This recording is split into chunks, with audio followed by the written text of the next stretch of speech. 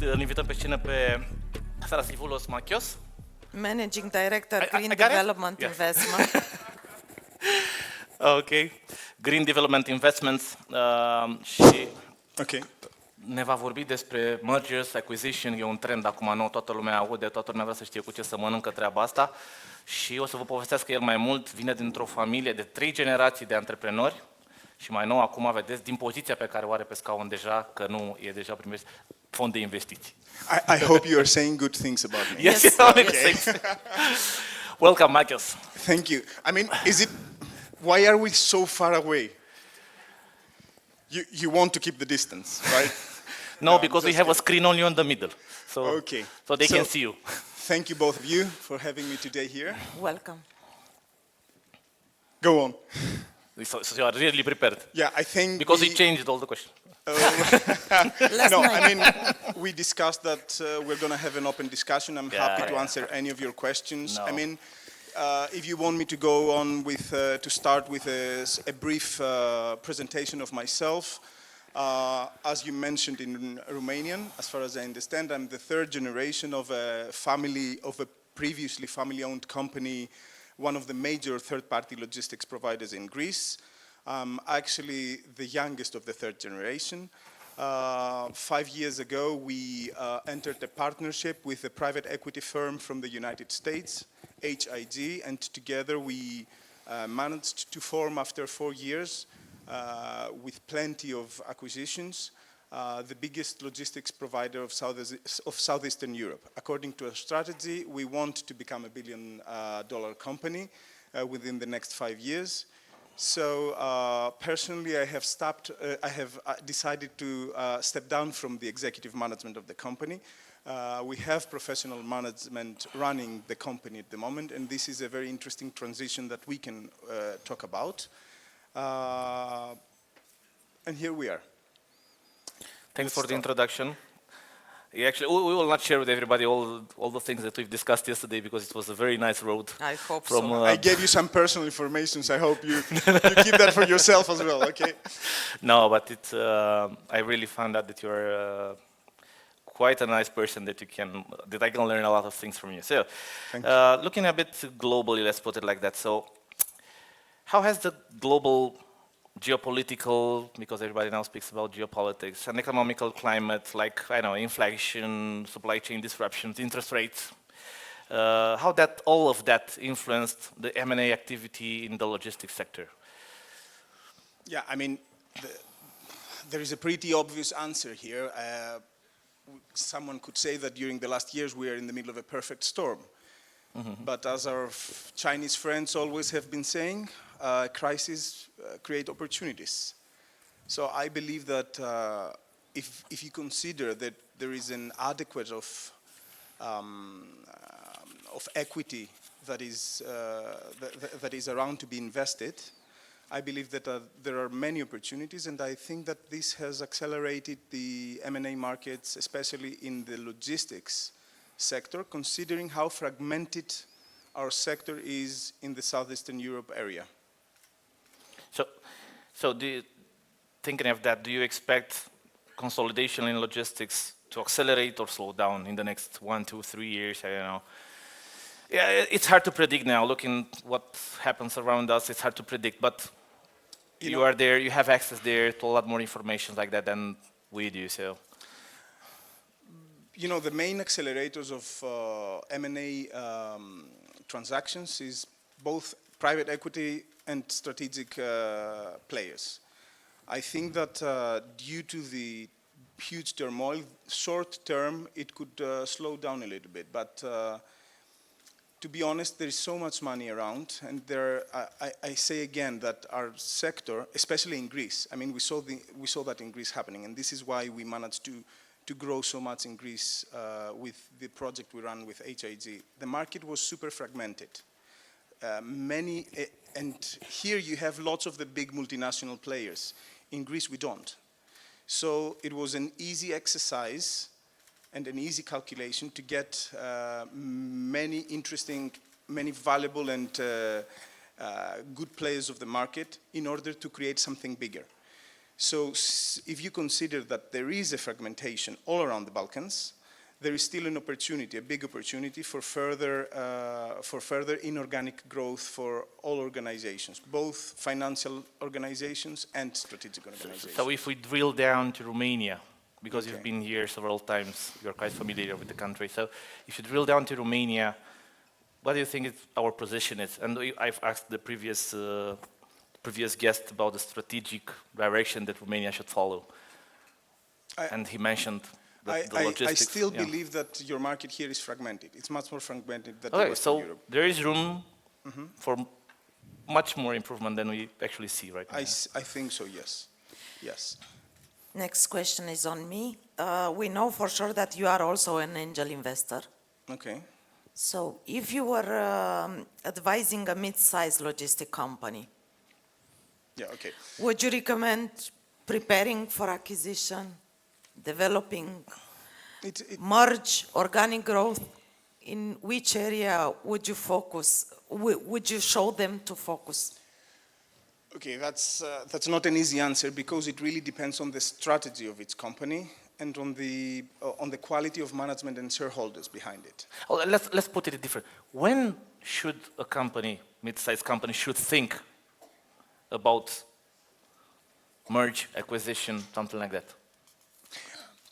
But actually, this is a two-way answer as well. Yeah, because for a company to think M&A, it can be both ways, to be acquired or to acquire. So I will say again that it depends on the strategy and the quality of management and shareholders. So if it's like a well-organized, lean company operating in a very good and profitable way, it means that they have the recipe to follow the same strategy to an acquired company. So an advice for such a team could be go on the market and try and do some inorganic growth. You know, organic growth is when you're actually trying to increase your revenues by yourself. Inorganic is by buying out companies. So if you feel that there is a specific problem in the company that the company has value, it has a potential, but somehow there is a blockage for further growth, this could be a very clear point to let them know that it's time for them to open up for a partnership with a strategic partner or a financial partner. I mean, this was our case. I felt that in our case, because as you mentioned, I was the third generation, and I had a clear different strategy with the rest of the family members. So the only way for me to start and grow rapidly was to go through a partnership with a private equity fund. You know, when you get in partnership with a private equity, things change a lot. Apart from culture and how you manage your company, the strategy needs to change because your shareholders then expect an extreme rapid growth from you. And this is something that in order for you to implement it in the company, you have to change a lot of things. So basically you said that you had the recipe, it works, but you only needed the money to multiplicate. And the motive, I would say, not only the money. Yeah, yeah. Okay. Yeah, it's up to you now. I'm thinking already, so the next, Christina.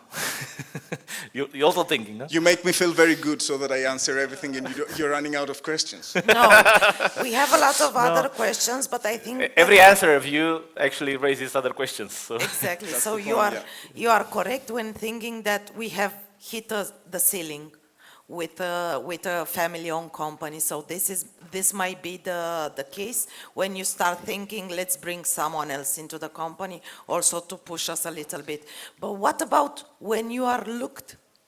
Because you know that usually the investment funds are much more faster in reaction and in decision. So they are spending the money much faster and they are already seeing this opportunity. You should, I think that this was the two ways question, that you should also not wait, but also be open. For what? For a partnership, you mean? For a partnership, correct. I will again give you the same answer. It depends on your strategy and the mentality. I mean, being a family company, a family organization, doesn't mean by default that your future is a partnership with a private equity.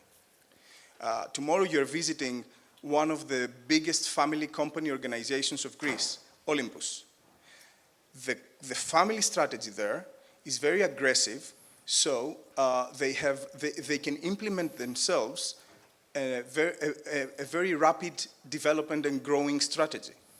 So it's not like, it's not something you should take it for granted that when you're a family company, be open to be acquired by a private equity fund.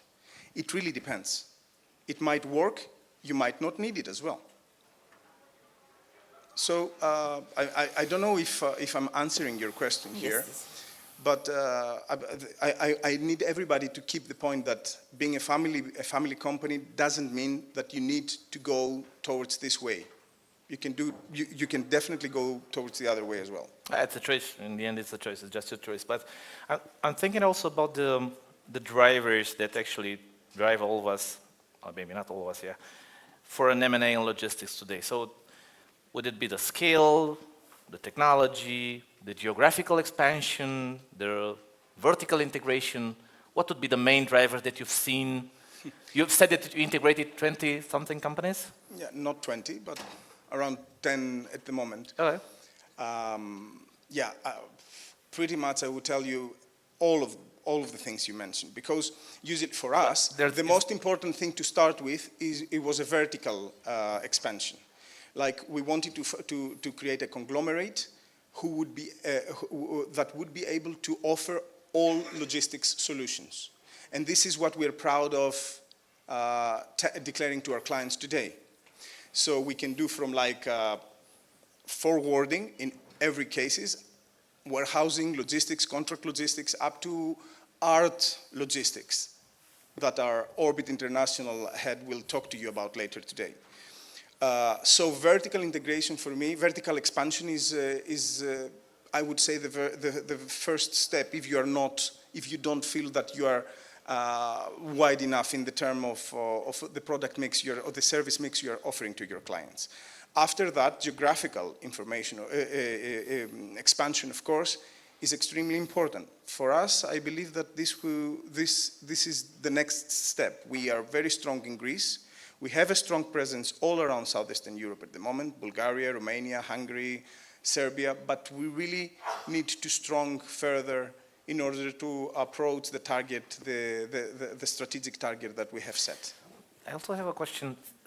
We all know, of course, on the market about DSV acquiring DB Schenker, and I don't know what's going to happen there, how many years it will take until the culture is somehow aligned, not to mention the systems. And that's quite a challenge. For example, you integrated, 10 companies, not 20. How was the experience with integrating the systems and the cultures? Because it's so different sometimes. This is the biggest, the most difficult thing in the equation. Mm-hmm. And this is where you can lose control as well. You must be very careful with all this process. You need to invest in this process. This is what we call PMI process, post-merger integration. Mm-hmm. So, of course, the most important thing is to integrate cultures, to convince people that you're on the same boat. Because the easiest thing that can happen is having people in the same group competing to each other. Because for us, it didn't happen that widely, but you might end up having two companies offering the same services, trying to integrate. This is difficult, because in that case, you have competing business units. So the answer is yes, you need to invest a lot, because if you don't, you might end up losing value there. And this is the biggest challenge, because if you end up losing value for what you have actually paid to acquire, it's the opposite of the success story you want to deliver. So, what are the current challenges in the logistic industry fostering investment, or they are just? I believe that this is This is pretty common to the initial conversation we did. I mean, it's, you know, there is a war going on very close to here. We have the Trump story. We have the Suez Canal story. We have lots of turmoil factors at the same time. I suppose that short term, this could delay investments, delay M&A transactions. But again, this could also result in companies that will struggle staying on their own. So they will be like potential targets. So it's, you know, the M&A transaction system it's something very vivid and live. The more turmoil there is around, I believe the more opportunities there are. Like if you have like a mature market that's there with big players, there's not much to do. But when you have a market in a turmoil, smaller companies, raising costs, very competing, because our sector is extremely competitive, especially forwarding. I mean, forwarding is all about volumes after all. So if you don't make volumes, if you don't invest in scale, you cannot do it. So yes, I believe that there might be a short-term like reluctancy, but eventually we will definitely see more transactions going on. So this was not the end, DSV, with DB Schenker, it's not the end.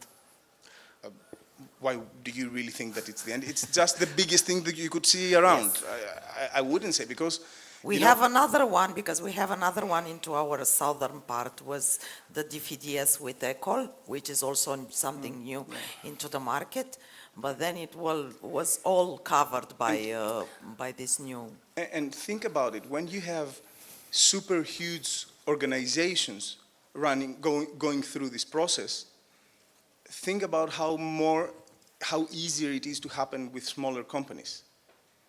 Do you understand? Yes. So, and since you there are are much faster in decisions, you are much faster in absorbing some business. It's much easier to make a conglomerate of 10, 15 companies like we did, rather than making a decision of merging DSV with DB Schenker. Clearly, yeah, it's quite a huge challenge.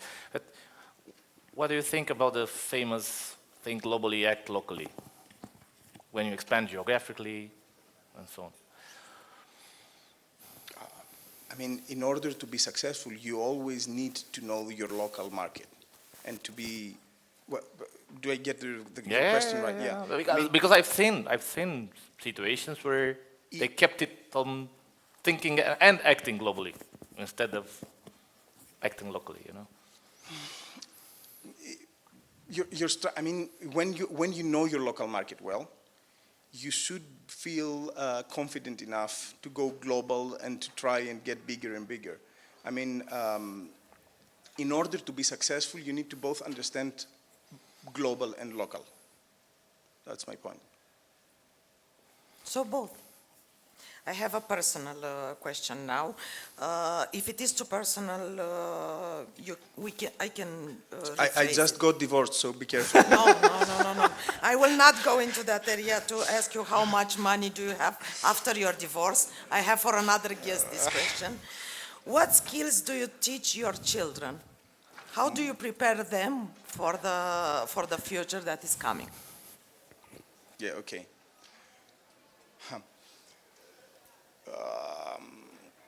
What I always have been telling to my children, and what I always have been telling to my partners and the people who used to work for me, is the most important thing in life is not to be reluctant in change. I mean, human beings, as animals, as all animals, they don't like change. But since we are living in a world that is changing extremely fast, if you want to be ready for success, you need to be ready for change. This is very important. And of course, the other thing I would tell you is, you know, 6 months back in October, I was in Stanford for an executive training, and they were telling us that the most important skill for the next decade is how to use Gen AI in the proper way. It's coming, it's there, so it's impossible to avoid it. Actually, it's the perfect way to manage the success.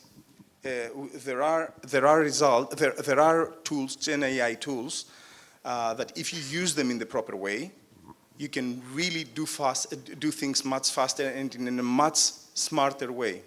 So don't be reluctant to change, and learn how to use AI as quickly as possible.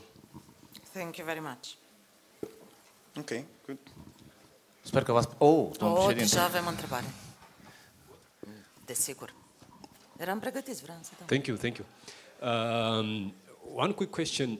When you are looking on the market that you like a company that you would like to purchase, how do you calculate the offer that you are going to place for that company? If you decide you make an offer and you will say, we could pay this. Okay. How do you calculate that? Yeah, that's an easy. There are many valuation methods in finance, but the most common used.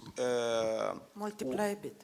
Yeah, it's an EBITDA multiplier, and EBITDA multiplier minus current liabilities, of course. But I would say that during Net these debt. times also the cash flow is important, and I think there is also an option to buy a company based on the cash flow projection.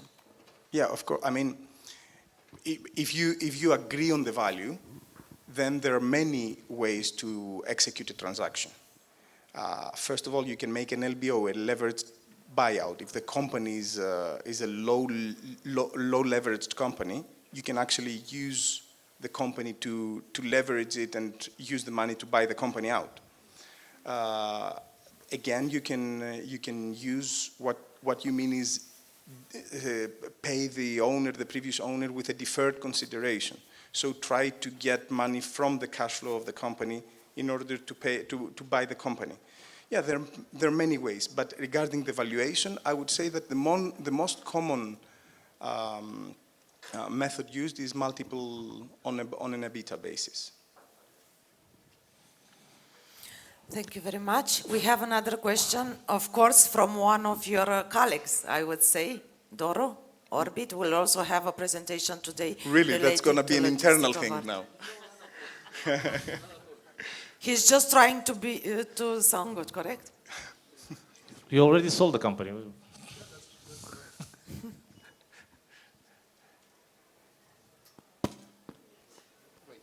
No, actually, I just wanted to help out the entrepreneurs that are participating, and I just wanted to take advantage of the experience that Mr. Makios had in selling his company, and I just wanted to encourage him to share with the people that they own a family-owned business when they should start thinking on merger and acquisition.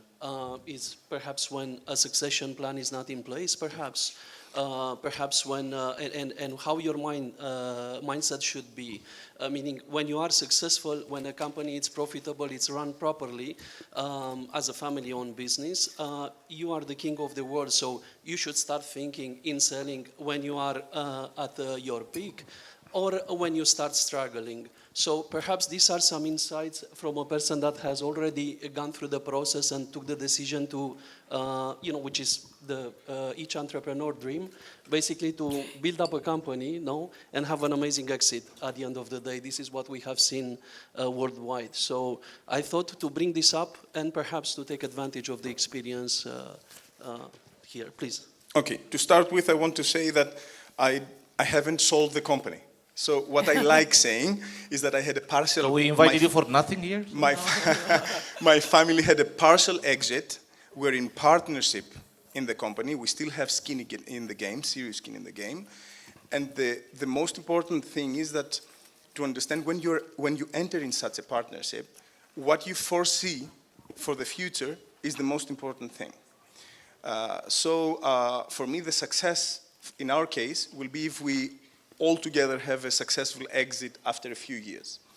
So now regarding the actual question you made, I think we discussed a bit about it before. So, I mean, there's definitely need to be a motive, a clear motive, in order for such a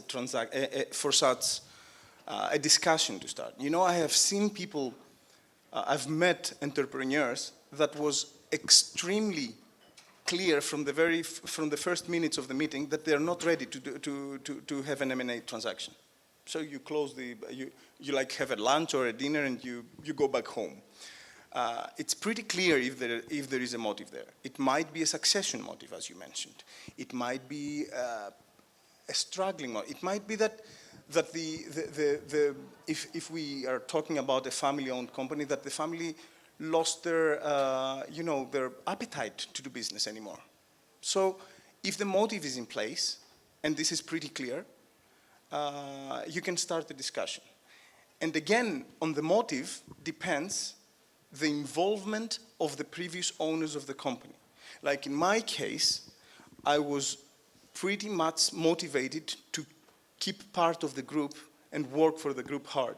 So I spent the first 4 years doing so. I'm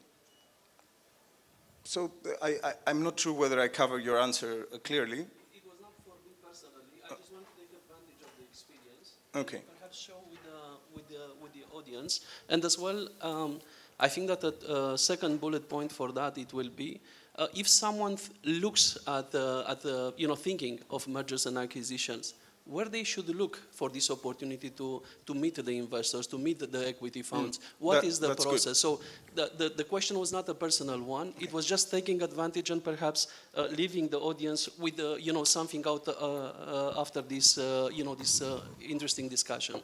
As in Romania, mergers and acquisitions is not a topic that you can hear every day, unfortunately. So I think that this is very useful. That was my point. So this is a very good question. If you're an entrepreneur and you feel you're ready for M&A, again, both ways, either to buy or to sell. How do you start the process? Usually you approach an advisor, like one of the big four, for example, or Adriana. I mean, what we've done in the Romanian market before. And it takes 3 years with Adriana. So. We got in touch with Adriana and we discussed about opportunities in the market, and we actually tried to make some transactions. So if you want to sell your company, you need to understand that you need to prepare the company way in advance, because selling like a medium-sized family business and make it to feel like a good target for the potential buyer, it needs a lot of work. You need to have lots of data, because the problem with middle-sized companies is reporting. So you need to be very good in reporting, and you need to have a very well-organized environment in operations. When those two things are in place, and your motive for a transaction is there, after that everything will run very smoothly. I will make a joke, Doru. Just go to the bank. They will tell you what to do next. I wouldn't say the bank could help in this process. No, the bank looks differently. The bank looks differently. Yeah. I mean, the banks, if you ask me, the banks, when we first communicated our plans, our strategy, was not happy, because we were low leveraged anyway. We didn't have a big debt towards the banks. But now, if you go to the same banks, they're super happy, because our group now have a huge leverage because of the buyouts, because of the new investments we did in warehouses. Because at the moment we are running something like 300,000 square meters of warehouses, and we are building in Greece another 300,000. So it's anyway, I think lots of debt. The bank looks at you first of all to be sure that they'll get their money back, while the investors looked at you, how can they multiply the money that they invested in you? So it's a different core. Adriana, yes. Question. It's late. 2 minutes. Sorry. I like it when she goes like that. I love it. So the last questions. I want to know the third 3 challenges that faced your staff, when you decide to make these changes. I wouldn't stop if I wouldn't get a question for you, to be honest. So, very good question, though. First of all, it's a shock for the management team. So you have a pretty big drop in their engagement. Second challenge is that you need to change when you get from a family business model to a corporate environment, to a private equity firm-owned environment. You need to change what usually family companies implement a power management model, which means that all executives, in order to come to a decision, pretty much they need to look into the eyes of a family member, just to get the idea what I mean by the power model. Instead of that, now you have to talk about participative management, to strengthen the ideas of responsibility and accountability to the team. So for me, that was a big challenge. And together with increasing their engagement again, it was something that I personally had to invest a lot of time. And I'm proud to say that I managed to re-engage and to strong my management team. And this is why I took the decision to step down from the management, because I felt that it's time for them to go to the next step. And I'm blocking this next step. No one believes me in that when I'm saying it, but I'm really honest with it. And the third one, should there be a third one? I mean, for me personally, again, if you ask me personally, it was a challenge that this whole process really sucked me. And I lost a lot, but I also gained a lot. I changed personally. I grew through this process. It was a fantastic journey for me. And I'm really proud that I have gone through it. Thank you. Okay, the last one from me. Do you plan... So that wasn't the last one? Yes, that wasn't the last one. Do you plan a returning? Where? Into your business. In the group? Yes. He is still in the group. No, but the real returning, because you are now member of the board.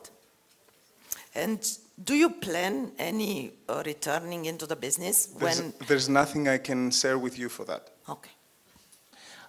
This is not a question at the end, but I want you to know what was one of the main reasons that we invited you here today. Because, yeah, from 1 or 2 years ago, they started to speak a lot in Romania about M&As and so on, because we've ended up in a point now where there are a lot of family-owned companies. With no legacy? With no legacy. And that's quite an issue, big issue. So if you want to turn it into a question for a 30-second answer, what would you instruct the ones in the room, for example, that plan to be entrepreneurs, to launch a business? How or when should they start thinking about a succession plan? How should they prepare that? Prepare somebody from the family, prepare somebody, I don't know, The succession plan. You mean to start a business in the logistics sectors? Because I wouldn't advise Recommend. anyone to start logistics business at the moment. That's the best advice I I mean, we're in the middle. No, I'm serious. When we're in a fragmenting sector, and we've been discussing for the last half an hour how this sector must, get consolidated. I would really be surprised to see a new business coming up and flourishing, because in this competitive market, it's very interesting. But at the moment, I would invest my money in something else. If I have money and time. What did you invest in? What did you? Come on, what would you invest in? This is for the next. I do energy, real estate. But I love startups. Being a business angel is the most interesting thing I have done in my life. Yeah. Thank you. Thank you very much. I thank you.